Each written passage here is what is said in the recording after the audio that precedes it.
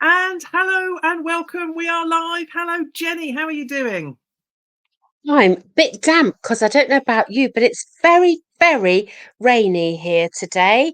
Yeah. After a few days of sunshine, we have been lulled into a summer sense of security, and today it is absolutely bucketing down. So I apologise.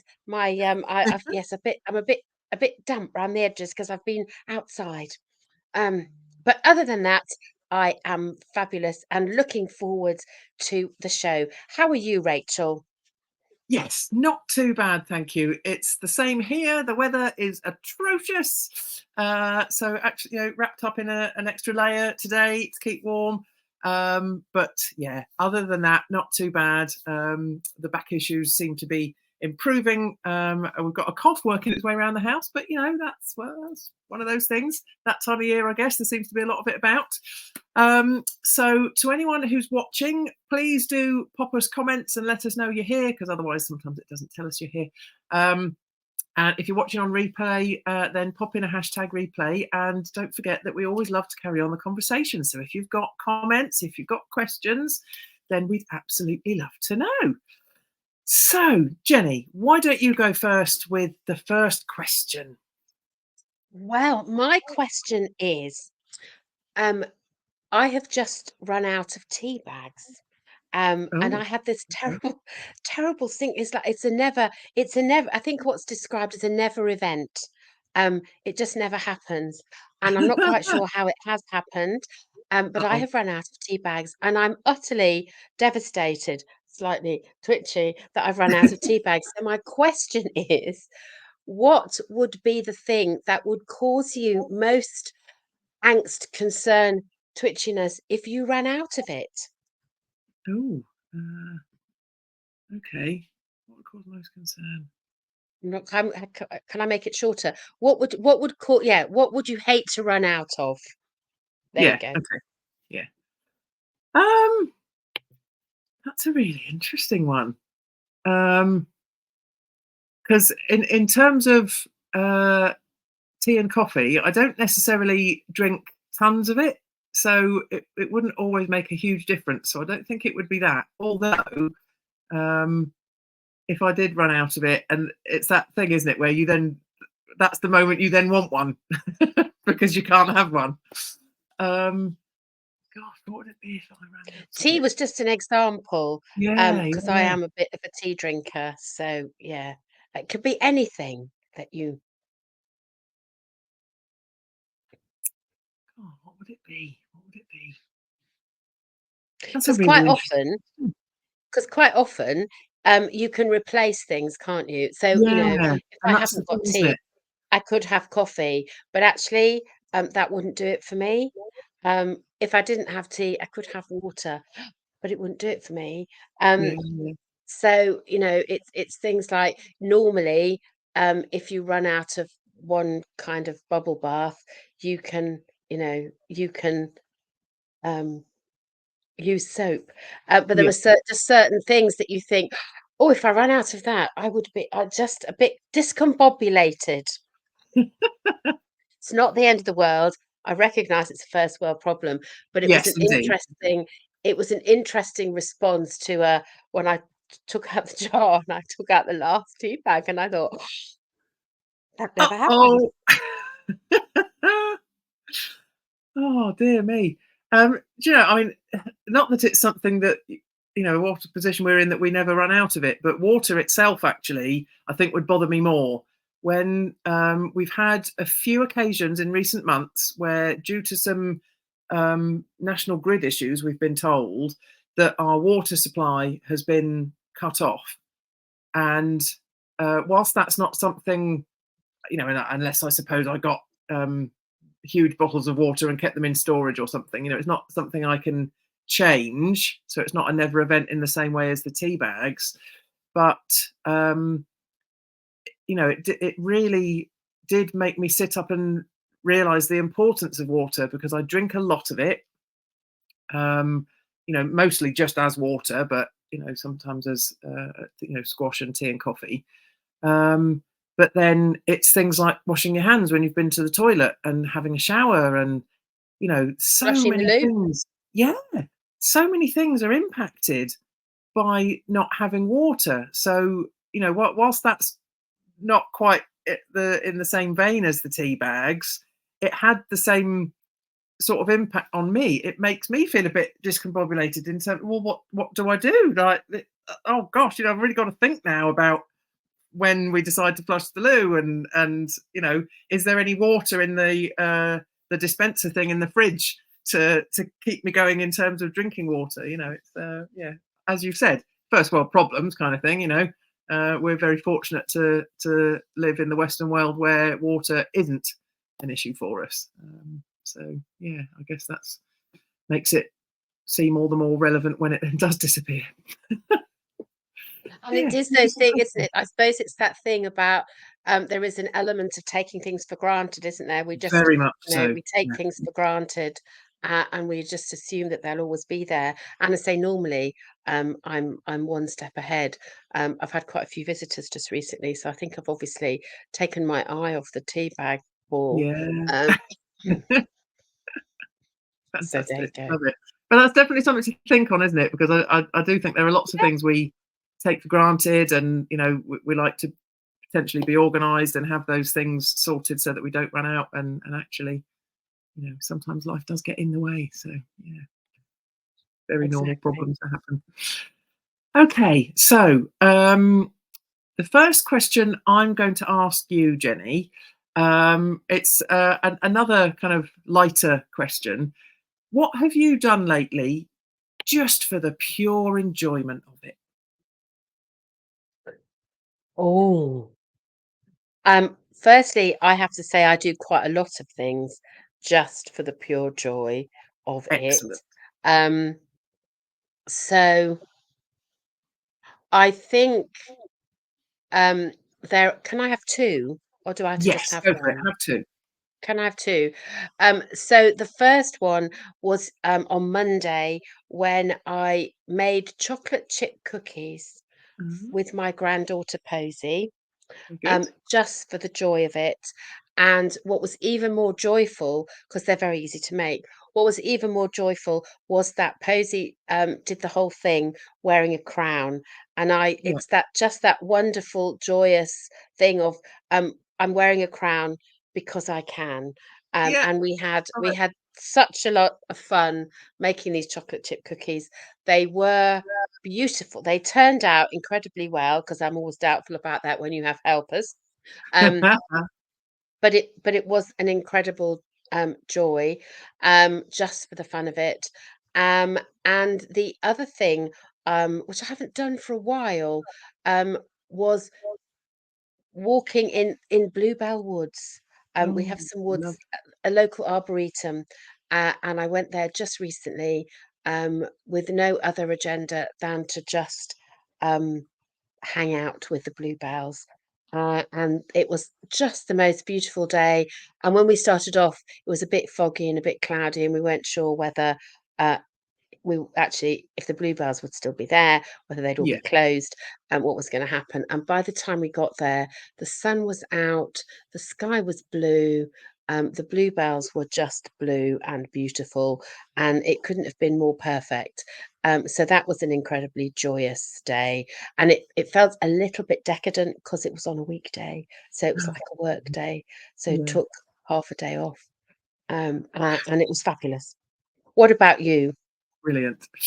Um, I think my most recent one was probably just doing a bit of singing, because the variety show that the girls and I are doing in August does involve some singing. So obviously there is a requirement to practice, um, but it wasn't it wasn't really for practice sake that I was doing it. You know, I was on my own at home, you know, just working from home, and I just decided to take half an hour out of my working day and just sing, because of course no one can hear me, so it doesn't matter. So you can sing at the top of your voice, and it doesn't matter if you get it wrong, and whatever else. Um, and it was fabulous. Yeah, it absolutely brought joy. So I then found myself doing it a bit more because I'd enjoyed it so much. the next few days following that, I did it a couple more times as well, just because good, because it felt good. So yeah. So let us know what you've Singing, been up to, singing, folks, that brings joy, because it's brilliant, isn't it? singing does bring it. It doesn't matter, um, Yeah, and I think the evidence of, the military wives choir, the tuneless choir, the rock choir. There are so yeah, many different choirs, and most of them say actually you don't need to be, you don't need to be note perfect. The whole point is that you come and learn to do stuff and you have fun. And I think doing things for fun, which is why our reason for doing this, yeah. um, the joy of doing it just for the joy of it, is so um, uplifting, isn't it? Yes, really powerful, really powerful. Brilliant. Okay, so it's your turn to ask me a question. Well, my second question is slightly different. So the question is, when you find yourself Ooh, sliding into victim mode, okay. what do you do about it? Ooh, that's an interesting one. I like that. Um, so goodness.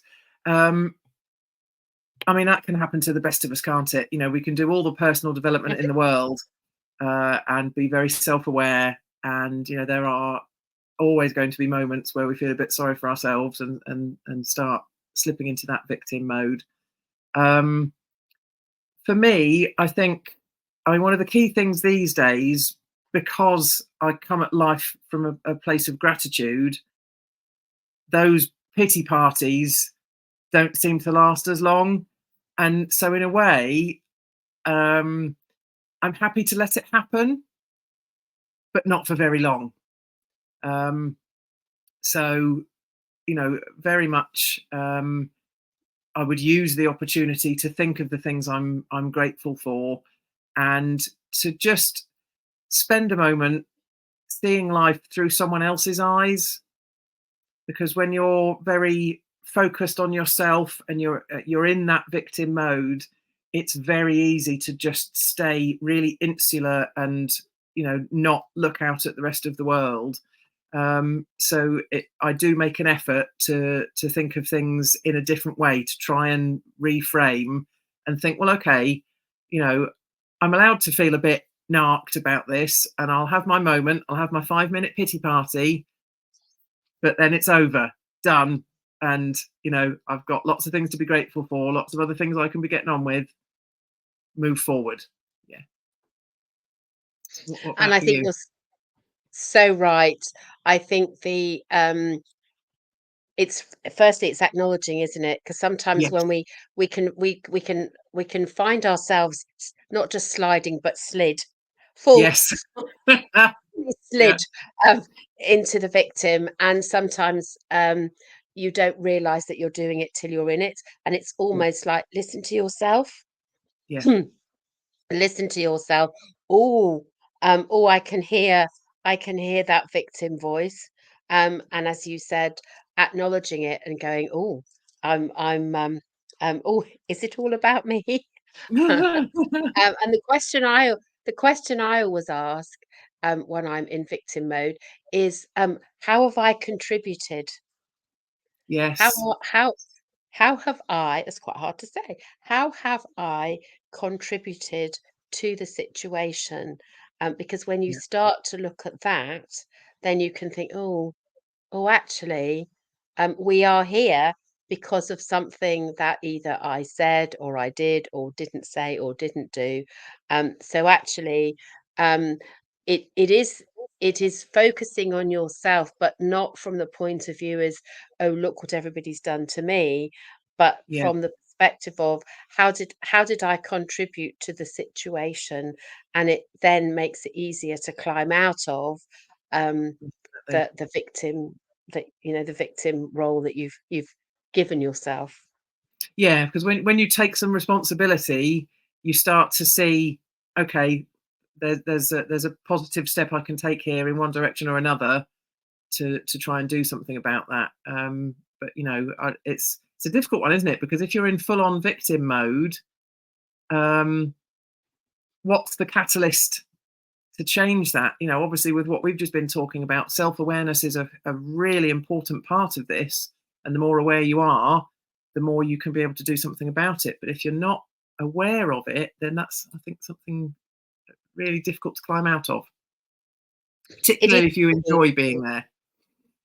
Yes, and it's that thing about how is being a victim serving you, isn't it? We always ask that Yeah, question. Think yeah, about if you find yourself in in the victim role, um, how is it, what's there's usually if you like staying there, it's usually because there's a gain in some way, shape, or yes, form. yes, absolutely, absolutely. Very interesting question. I like that one a lot. Okay, so the next question I'm going to ask you, Jenny. Now, this has been prompted by, I don't know if you've seen this morning on the news, Paula Vanells, the former CEO of the Post Office, is answering questions about everything that's gone on and being questioned on her statement and all that sort of thing. So, how important is integrity to you in life and business? Um, Absolutely and completely, 100%. It is the basis of how I live my life, and I think um, that, as with many values, um, integrity is a word Yeah, that is relatively easy to say. It's how you live that every day and the behaviors that others will notice, will yeah. experience, will see. And I think it's really easy to live your values when everything's going swimmingly. Yes, yeah, Um, and the sun's shining. I think it is more of a challenge as we see in politicians and other people in positions of trust and yeah, power. I think we can, all of us, um, that's when it's tricky, and that's when when you're up against it, what are the decisions you make? And a little bit like the victim mode, do you own um, do you own your integrity? Are you yeah, willing to say, I made a mistake? yeah, I didn't know and I should have done, or I knew and I gave it to I gave it to somebody else to sort out, or yeah, there are a million and one reasons, or certainly a few reasons, why your integrity may have been compromised. I would like to think that I part of integrity for me is owning up when you've got it wrong, holding yeah, your hands exactly. up, owning it and apologizing and doing what you can to put it right, rather than pointing the finger at somebody else. And again, I think the common denominator in our questions this morning is that self-awareness. Yeah, As ever, the absolutely. gift that keeps on giving. Yeah. Yeah, I'm right with you on that one. It's a really important value for me as well, and I've been working in my group program this week on values with some clients, and um, it's one of those things I think that we discussed the fact that we're not taught about trying to decipher what our values are at school. It's not something we are asked about in job interviews. It's not something that is part of an annual appraisal if you're in employment. It's not something that is particularly talked about or taught, I think, more importantly. Um, but when you think about how important our values are to us, and really until I discovered coaching, I didn't really truly understand the importance of those values and of knowing them. And again, coming back to the self-awareness, knowing how I use them or knowing how they impact the decisions that I make. And so I would say to anyone listening, if you've never done any work. I mean, because a lot of people have a bit of a vague idea what their values are, and you certainly know if someone does something that you really butts up against your values, because it will make you have a reaction. But sometimes we don't know what that is until we actually have that reaction. So I would commend anyone to having a bit of a dig into this sort of thing, and looking at what your values are, because I think when you understand what those values are, you understand why they're important to you. I do think it makes it easier to use those values to make decisions in your life and business, that are aligned with what those values are, and to stick to, to be able to have the confidence to put your hand up and say, actually, I did something wrong there.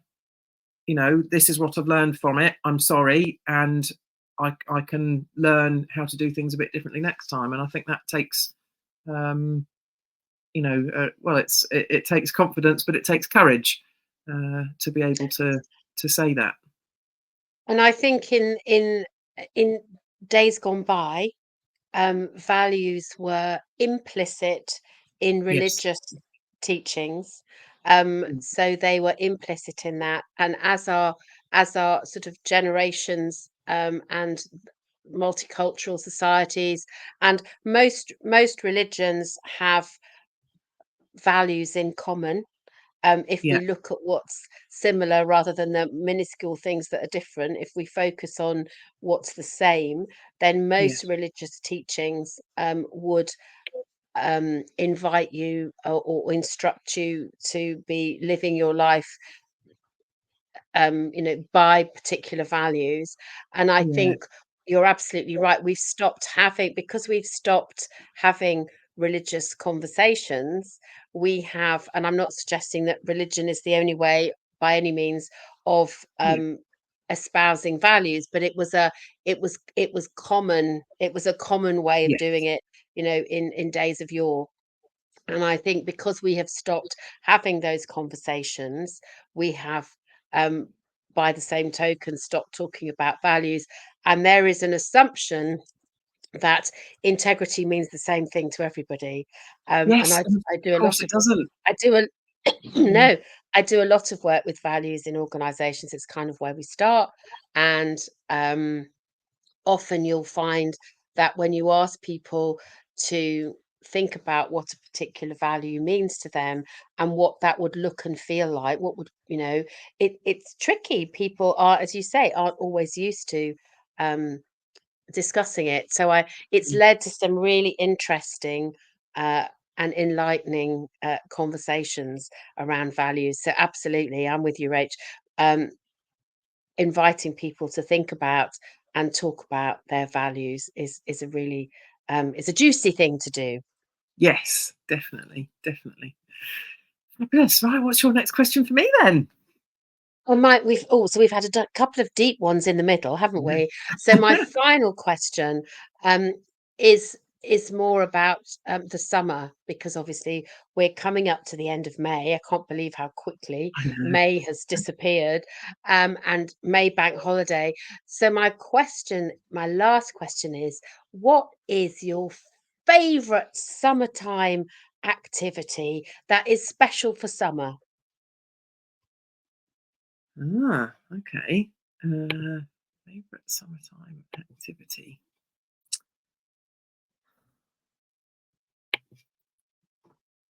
That's a really interesting one, because my temptation is to say camping, but is that special for summer? I suppose it is in a way, in terms of the fact that you tend to want to go camping when it's nicer weather. I never um, want to go camping, if I'm brutally honest, but there you go. yeah, but I think, I'm not even sure if it's the camping itself. I think it's the being outdoors, and because you haven't got walls, you've just got tent fabric. You can hear the birds, and you can hear them in the morning. You can see when the sun comes up. So I think it's not necessarily the camping per se. I think it's being outside in summer weather, and making the most of Mother Nature. Whether it's going for a walk or going in the sea. I'm very partial to having a paddle in the sea. I was lucky enough to grow up by the sea, and I'm a real believer that the sea is the cure of many ills, and a good bit of sea air. I used to be, if I was poorly, I'd be driven to the seaside to go and breathe in the sea air to make me feel better. And so, yeah, I think being outdoors in general in the nicer weather, but I'd have to the sea would be a big part of that. I think. I don't always go the whole hog and get right in, although I am known to do that as well. But having a paddle, there's something magical, particularly when you're with the kids, about all just kicking your shoes and socks off or whatever you've got on, and just having a paddle in the sea. I think there's something lovely about that. So, yeah. What about you? I think like you, I had lunch outside in a lovely kind of pub garden Lovely. last Sunday, and I think I love eating outside. Yeah. I love being outside, and I think it's the outside, isn't it? It's the Yes. warmth and the outside, sitting in the garden, looking at all the flowers and the green grass, and there's something. The UK is so chocolate boxy, isn't it? In the Yeah. summer, Yeah. with the roses climbing up the walls, the wisteria was out, the peonies are sort of blooming, and it's the colour and the sort of the 97 different greens. Yeah. But I think it's the being outside without a coat, although Yes. you know. And wearing shorts. So I think it's the favorite summer activity is being able to do things that you outside that you would only do inside, in the winter. So whether that's sleeping or whether that's eating or just sitting outside in a chair, gazing, reading a book, Yeah. writing, whatever it is, I think it's the ability to be able to do it outside. I love and being warm. I like I Yes. I'm a Being warm I'm is a good. sun worshipper. I like being warm. I'm with you on that. There's something just lovely about the summer months, isn't there? Yeah. I know we've talked about this before. Um, okay, so my last question for you then, Jenny. It's where is it gone? Yeah. So what's prompted me to ask this question is because you've had a photo shoot recently with some most incredible photos that were taken, which I've loved Mm. seeing you put on social media. So I wanted to ask, on the back of that, do you enjoy having to be visible in your business activities? Yes, is a very short answer. Um, Prior to that photo shoot, which wasn't a business, I have to say, it was a birthday treat, and it wasn't Yeah. it wasn't a it wasn't a business photo shoot at all. Um, and it was embarked upon in a moment of madness, because I was asked about whether I enjoyed having my photograph taken, Yeah. and I said no, I didn't. Hate having my photograph taken because I'm always the one that's caught with their, squinty eye, double chin, mouth open, talking, always. Yeah. So I'm always very um disappointed because I always think in my head, I'm not sure I should admit this out loud, but I will. In my head, I always think I look much more presentable than I do in a photograph. And so quite often I'm disappointed because I think I look much more in my head, I'm much more poised and elegant and probably taller than I am in photographs. And Yeah. so the visibility in business is, I think, again, back to that integrity, is about I want to keep it real, but actually I want it to be fun. And Yeah. the the the Genergy, which has Yeah. become a thing, um, that's the essence of what I want to come through in my images. And it's to, I guess it's so people who are looking can get a feel for who I am and whether they may or may not want to work with me, um, or just hang out with me. Um, that can get a feel of that just from the image. And I think the photographs that I just had done recently was such a revelation. And I think because I didn't think that I was going to use them in business, Yeah, and because the the remit was to capture the essence of me, um, that it felt like there was no pressure because it yeah, was just yeah, fun. And so I was very relaxed about the whole thing, and I thought it doesn't matter. It doesn't, it because it wasn't a business. Oh, this is a thing. I think I relaxed and just had fun yeah, about the whole thing. And like you, I just was. They were amazing, and the joy and the energy of the whole thing. I've has kind of stayed with me. There was a real transformation in terms of the attitude to how I felt about um, being in a photograph. yeah, yeah. Which is a really powerful thing, isn't it? I think it. Huge. Yeah, it does go to show that um, there's perhaps a lesson in there for all of us that when we maybe relax a bit about something, we then open ourselves up to more enjoyment from it, and that's got to be a good thing. And I love the fact that you went into it not with the intention of using them for business, but actually had such an amazing experience that not only has it stayed with you, but you're using the photographs in business as well. And I just think um, that's amazing because visibility in business, it's really important, and we all know this. We hear it all the time that people want to know the person behind the business. It's not just about what's in it for them. That's a huge part of it, what we can do for them, but they want to know who you are, and to know a bit about you. So to see you being so carefree in those images, I think is a massively powerful message to give to anyone that might want to work with you. So yeah, I think it's just been brilliant. It's been lovely to see. And I think it is that the the keeping it real, and we have that Yeah. the reason we do the Renny show unedited, Yep. the reason we don't, the reason we ask the questions in the way that we do is about keeping it real, isn't it? So the Absolutely. visibility is full of integrity, and hopefully value as well. But the underlying premise is that this is real. There isn't. It's not rehearsed. It's not edited. We're not painted out.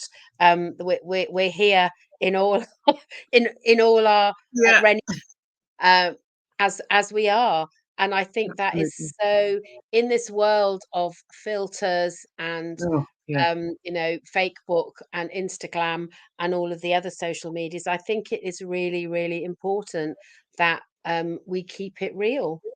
Yeah, definitely. I have to be honest. I'm not sure that if I've ever posted a photo using a filter, on things like Don't know how to Instagram. do it. Well, that's one good reason not to. But I think we are who we are.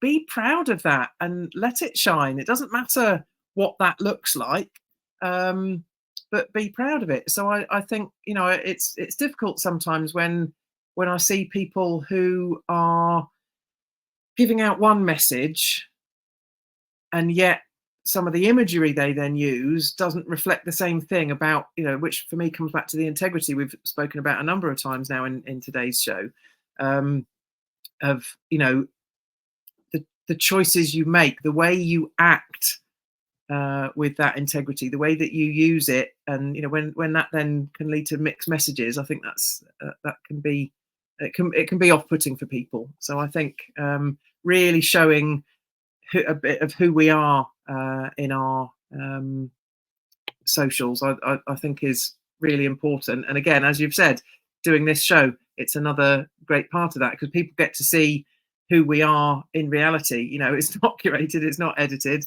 it's take us as you find us. So if you don't like what you see, then that's fine, we wish you well.